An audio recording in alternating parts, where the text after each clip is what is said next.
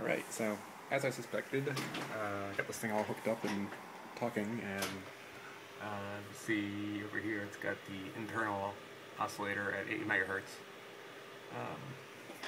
So that was, it has a crystal down here that is just not using. There it is next to the connector.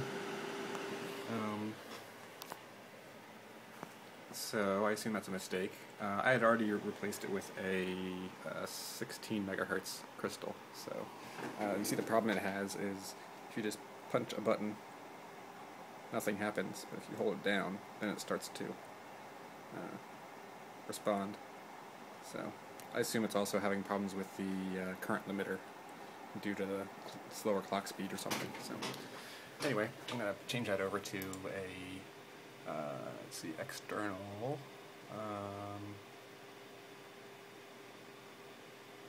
crystal oscillator somewhere here someplace. False line crystal I guess.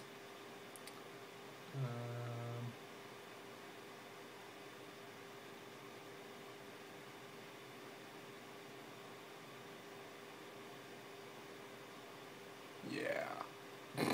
One of these. Okay.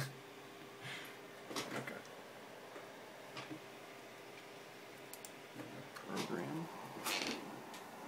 Let's seem to do that. You can see we need to tell it to, read or something over here. Then it does go into programming mode, briefly. So yeah, okay. This thing should be at 16 megahertz now. And yes, it is going faster. Make a bit more responsive too.